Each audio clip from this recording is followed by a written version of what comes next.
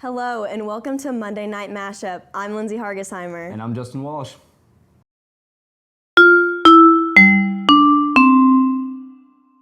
NASA has set a new date for the first all-female spacewalk. Officials announced on Friday that the International Space Station's 2 women astronauts will head out together later this month. NASA's Deputy Chief Astronaut said that this will be a milestone for the women. Previously, NASA had a suit sizing error that pushed the walk back over 6 months. They needed 2 medium-sized spacesuits to be able to send both outside, and are upgrading to use batteries for the October 21st walk. 4 people were killed and 5 were injured in a barroom killing on Sunday. Kansas City has launched a manhunt to find the 2 gunmen that opened fire at the Tequila KC bar. Kansas City police said that the 2 men entered the building and began shooting the customers. All 5 wounded are in stable condition and police are searching for the suspects. An explosion at an Oktoberfest celebration injured 5 participants in California. The multiple explosions at the Huntington Beach celebration caused a transformer fire on Saturday night. Some staff members during the festival began to smell a strange odor coming from an underground vault. Shortly after the staff members noticed the smell, the 50-pound metal door flew off the vault. The search for a missing family has been suspended by the National Coast Guard on Sunday. The U.S. National Coast Guard has been looking for a man and his 3 children who disappeared off the coast of Maine.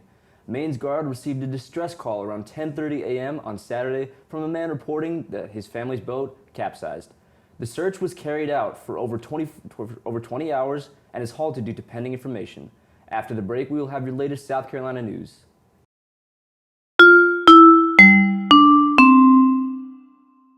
In South Carolina state news, members of South Carolina's Republican Party are suing the GOP for canceling primaries for the state.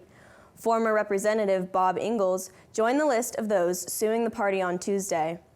Ingalls claims the party is breaking its own rules by not allowing a 2020 primary. The lawsuit argues that in order to cancel a primary, a convention vote must be held in the state. South Carolina's GOP has not followed this party rule.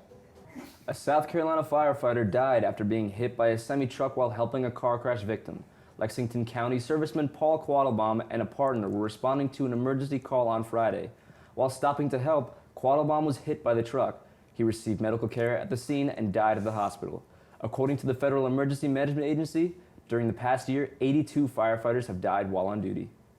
And for your local news, police have arrested a suspect accused of killing 2 people and injuring another in Columbia.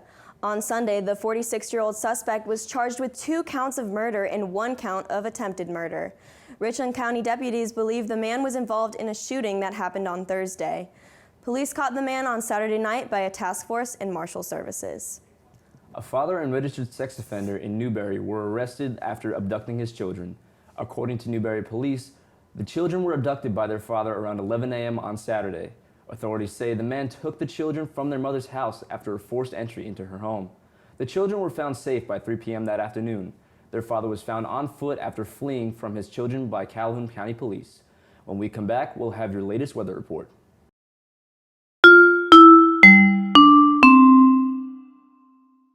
Hello and welcome back to Monday Night Mashup. Justin and I are now joined by our chief meteorologist, Ward. Hello. Hello. So Ward, the weather's been playing in our favor this week. Is this just false hope or can we expect fall to finally arrive? You know, it has been really nice out today. I was on the horseshoe today eating lunch. It was really great outside, and that's actually here to stay for a few days as we're finally getting those temperatures right around average. Really comfortable right now. Mostly dry though. We could still really use some of that rain as we're still in drought stage, but those temperatures staying in the low 80s like we like to see them. And cooler nighttime temperatures are on the way as well. We're seeing temperatures for the first time in the season in the upper 50s come nighttime. 82 degrees was the high today in Columbia, believe it or not. It was actually a little bit warmer down in Orangeburg at 84 degrees. And as always, the coast looking pretty mild for this time of year, 80 degrees along the coast. And as always, a little bit cooler up in the upstate, 79 up in Rock Hill and 81 degrees up in Greenville. Mostly low 80s across the state as you're seeing today. If you're planning that day tomorrow though, it's going to be a little bit cloudy, very similar to what we saw today, maybe even a little bit cooler than what we've been seeing today. Mostly cloudy skies tomorrow morning, around 68 degrees, so it's a little bit cooler. And then later in the afternoon, we're going to get up to about 78 degrees and maybe even some chance showers. Like I said, we really need that rain, so that would be really actually what we want to see tomorrow. And then by tomorrow evening, cooling down to around 65, which is actually pretty mild compared to the rest of the week. If you look Tuesday, Wednesday, Thursday, like I said, we're in the low 80s still. 82 tomorrow, 82 on Wednesday, and then 81 on Thursday. And look at those lows though, 57 on Thursday. And as you move further into the week,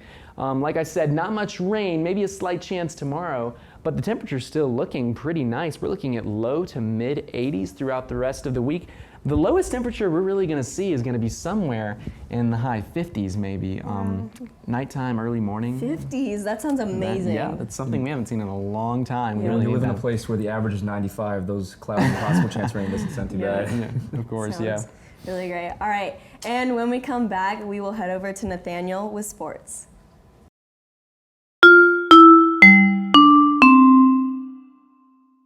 Good evening. Welcome back to Monday Night Mashup. I'm Nathaniel Lemons. This past Sunday was a big day for several NFL teams. The reigning champs, the Patriots, remain undefeated, while Arizona Cardinals managed to pull off their first win of the season. The Houston Texans put 53 points on the board against the Atlanta Falcons, and the Raiders eked out a comeback in London against the Bears. Turning our attention to basketball, the Houston Rockets general manager Daryl Morey found himself in hot water over since-deleted tweets supporting Hong Kong protesters. At a time when the NBA is marketing heavily in China, this could complicate business relations. Closer to home, the Gamecock ice hockey team shut out the Vanderbilt Commodores 7-0 on Friday, and Gamecock volleyball swept in the match against Mississippi State on Sunday afternoon, winning all 3 sets. This Saturday, Gamecock football heads to Athens for a matchup against the University of Georgia at noon. Thank you for tuning in to this edition of Sports on Monday Night Mashup.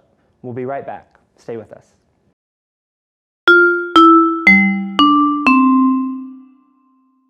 Thank you all for watching tonight's show. Make sure to follow us on Twitter at SGTV News 4. Tune in to Monday Night Mashup every Monday night at 7. For SGTV News 4, I'm Nathaniel Lemons. I'm Ward Jollis. I'm Justin Walsh. And I'm Lindsay Hargesheimer. Have a great week, Carolina. Forever to thee.